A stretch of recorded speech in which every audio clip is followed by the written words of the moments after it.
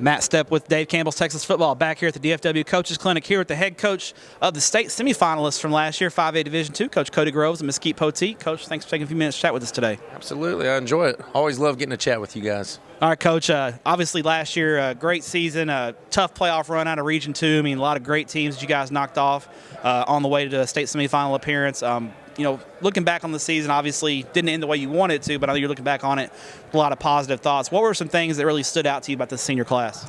Well, senior class, I think for 4 years we've been talking about what kind of kids these are. You could see it as freshmen. I think we've been kind of pointing towards this group for a long time, and hence we're going to graduate guys, 17 starters that were 2-year starters, and 7 of them were 3-year starters. So you're really losing a core group that's been a part of this team for a long time. And more importantly than the wins and losses, they're character kids, they're hard workers, they're leaders, got great grades, and that's why it hurts so much losing that last game. Man, I don't tear up, and you've got to move on next year, but it hurt for those kids because if anybody, there's kids all over the state that deserve it, but for us, those kids were, as good as we could ask for, and so it hurt that they came so close and couldn't get it done, but a testament of the team. When that game was over in the last couple minutes, you can realize that it was kind of,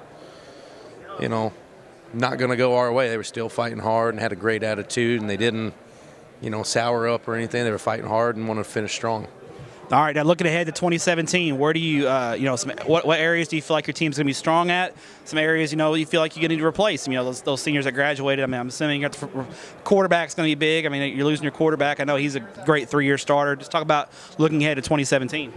2017, we can say rebuilding. I choose reloading like most coaches will, but it's going to be tough. You're replacing a lot of guys.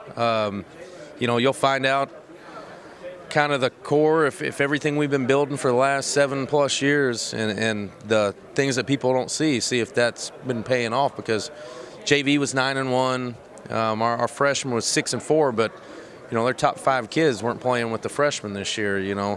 3 of them out with injuries and 2 of them are playing up on JV, but I think our safeties are going to be our strength. We got 2 6'2" safeties that started every game last year. They were good enough that a Division I safety that had played every snap as sophomore and junior didn't have to play a snap this year. So those 2 ought to be pretty solid for us. I think we got 2 really good offensive linemen coming back. But strength, our freshman running back is I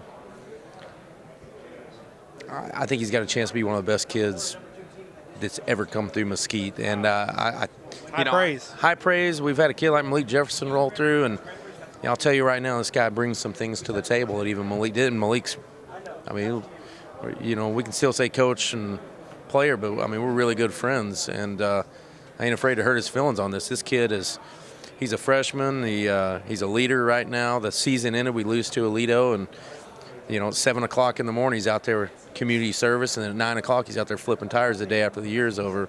But he looks like a senior ready to graduate right this second. So, he got offered by Tulsa as a freshman. He only played in 4 varsity games, but he's special kid, and it's going to be nice to rely on that kind of leadership from such a young kid.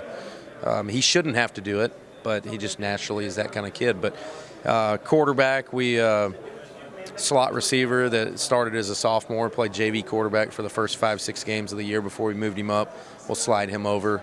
It's Daquan Jackson's younger brother who's going to Tulsa.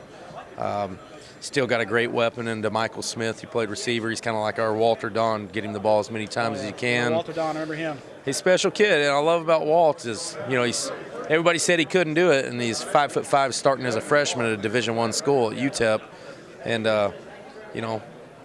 had 3 or 4 touchdowns this year as a true freshman. But as a team, I think our strength is just consistently scheme what we've been doing, being able to build kids that are great character kids and leaders. But yeah, we got to replace a lot. But at the end of the day, I think they recognize that they're not going to win off the 16 team and the 15 team and 14. They're doing a great job in off season. But yeah, we'll see. Man, you never know. I think we got a tough. Dealing with kids, right? It's a tough district. You're dealing with kids. You never know, right? Yeah, absolutely. And we'll see. North Forney's going to hire them a new coach. They get the right guy in there. That's a pretty special place, I think, and definitely challenge for a playoff spot. So I think the district's going to get a little bit tougher, and we're up for the challenge. We got a tough non-district schedule again. Yeah.